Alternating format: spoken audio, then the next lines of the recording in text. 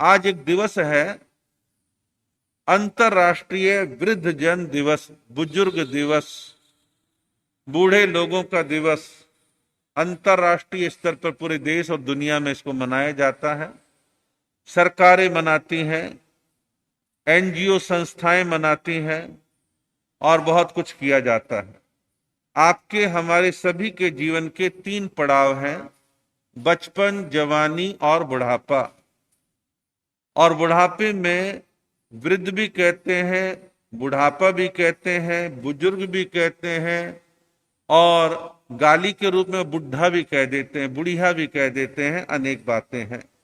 लेकिन एक सुंदर सुधरा हुआ शब्द है वरिष्ठ नागरिक, सीनियर सिटीजन। वरिष्ठ नागरिक, सीनियर सिटीजन कि ये 60 से ऊपर के हो गए, बाल सफेद करवाएं, धूप में खड़े होके नहीं, जिंदगी का एक्सपीरियंस है, अनुभव है। इन बुजुर्गों के सानिध्य में बैठो, कुछ अनुभव का लाभ लो, कुछ बातें पूछो, ये आपको बहुत सारा मार्गदर्शन दे सकते हैं। बुढ़ापे की 2 स्थितियां हैं, वरदान और अभिशाप। वरदान और अभिशाप। वरदान तब है जब कोई बुढ़ापे की कीमत सामने वाला भी जाने और बुजुर्ग भी अपने बुढ़ापे की कीमत को जाने। वो बूढ़ा व्यक्ति घर में 60 साल के बेशक हो गए, इससे अधिक के हो गए, लेकिन अंग्रेजों के जमाने की बीए, बीटी, एमए कर रखी है। पोते पोती, देवता देवती को हिंदी, इंग्लिश, गणित आसानी से पढ़ा सकते हैं, बड़े धैर्य से पढ़ाते हैं। कई बेटे और बहुएं इस चीज की कीमत को जानते हैं, बाऊजी, अम्मा जी बड़े कीमती हैं। और मेरा यह दावा है, जिस बच्चे की परवरिश दादा दादी, नाना नानी की गोद में कुछ साल होती है, उन बच्चों का व्यक्तित्व ठहरा हुआ होता है, गंभीर होता है, बैलेंस्ड होते हैं और वो अपने आप के लिए और घर के लिए बड़े वरदान बनते हैं।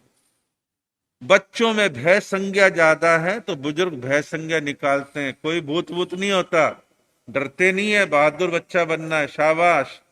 क्योंकि अब उनके जिंदगी में झल्लाट, गुस्सा शांत हो गया। मम्मी पापा का गुस्सा तो भड़क जाता है बीच बीच में, दादा दादी का शांत रहता है, बच्चों पर पोते पोते विशेष शांत रहता है। उनके छोटे छोटे प्रश्नों को सुन के बोर नहीं होते, जवाब देते हैं, बच्चा संतुष्ट होता चला जाता है। बच्चे की आदत है क्या, क्यों, कैसे, कब वगैरह वगैरह बातों दोहरा भी देते हैं, 2 बार, 4 बार, 5 बार। लेकिन वो बुजुर्ग लोग हाथ फेर के बड़े धैर्य से बच्चों को जवाब देते हैं, तो बच्चे का व्यक्तित्व बड़ा ठहरा हुआ होता है। अब एक लड़की, अब तो वो अच्छी पढ़ी लिखी है, हैदराबाद से यहाँ आई थी, यहाँ उसका ननिहाल भी है, दादा दादी, नाना नानी यहाँ के हैं। मैंने देखा इतनी पढ़ी लिखी होने के बावजूद दादा दादी, नाना नानी सबसे लगाव लगाव लगाव। क्यों? उन्होंने, बुजुर्गों ने बच्चों को संभाला और बच्चों का उनसे लगाव है। तो वृद्धों का और उनके एक्सपीरियंस का लाभ लेना चाहिए। आपको 2 दिन की शादी में जाना है, घर में आपने बुजुर्गों से कहा हम आ रहे हैं 2 दिन में, आप थोड़ा ख्याल रख लेना, आपकी सब व्यवस्था हमने कर दी है। वो घर का चौकीदारा कर रहे हैं। घर में 18 साल, 22 साल, 20 साल के जवान आपकी बेटी है, घर में दादा दादी है, निगरानी रखे कौन आया कौन गया। कितना फायदा है बुजुर्गों का। लेकिन लोगों ने, नई पीढ़ी ने उनकी कीमत को समझना कम कर दिया और उनके जीवन को अभिशाप की ओर धकेल दिया। लेकिन सारे बुजुर्ग ऐसे नहीं हैं, सबकी जिंदगी अलग अलग प्रकार की है। बुढ़ापे में क्या होता है, इंद्रियां धीरे धीरे क्षीण होती हैं, अंग उपांग धीरे धीरे कमजोर पड़ने लगते हैं और सभी बुजुर्गों की आर्थिक स्थिति एक जैसी नहीं होती। कई फाइनेंशियली अच्छे मजबूत होते हैं, कई फाइनेंशियली कमजोर होते हैं। कमजोर के लिए थोड़ा और तकलीफ बढ़ जाती है। जिन बुजुर्गों को घर में सम्मान नहीं मिलता, प्यार नहीं मिलता, अपनापन नहीं मिलता, मीठे बोल नहीं मिलते। बेटे बहुएं उनके पास 2 घड़ी बैठते नहीं, वो ज्यादा समय नहीं मांगते। 24 घंटे में ढंग से 10 मिनट बैठ जाओ और हाल पूछ लो। बुजुर्गों की पूरी बॉडी और मानसिक स्थिति में बड़े तेजी से सुधार होता है। उनको लगता है कि हमारी कीमत है, हमारे बच्चे हमारे समझ रहे हैं। और जिनके बेटे बहू कीमत करें, पोते पोतियां अपने आप कीमत समझेंगे और करेंगे। जब उनका सम्मान नहीं होता, वो मानसिक पीड़ा से भर जाते हैं, बहुत दुखी महसूस करते हैं, तो वो अच्छा नहीं रहता। वरदान बुढ़ापा कब बनता है कि बुढ़ापा है, खाने पीने का भरपूर प्रबंध है, डॉक्टरी दवाएं पूरी चल रही हैं, अच्छी हेल्दी डाइट, फ्रूट है, सलाद है, दाल है, सब्जी है, दूध है, चाय है, सब खाना टाइम पर अच्छा जितना चाहिए उतना मिलता है। उस बुजुर्ग के पास 4 पैसे अपने बैंक में पड़े हैं, पेंशन आ रही है, और जो पीएफ था वो मिल गया, या और भी जो साधन है वो उनके पास है, तो उससे बड़ा अपने आप को मजबूत और सुरक्षित महसूस करते हैं। और घर में सम्मान भी है, अच्छा लगता है। ये उनकी पॉजिटिव स्थिति है।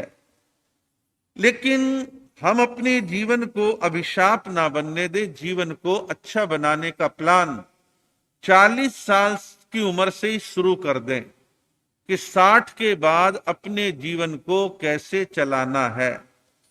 मानसिक स्वास्थ्य का ध्यान रखें, और मानसिक स्वास्थ्य यदि अच्छा है तो बहुत सारी चीजें अच्छी हैं। उसके लिए क्या करें कि आप 60 साल के बाद न्यूज़पेपर पढ़ने का मन करता है तो न्यूज़पेपर पढ़ लो।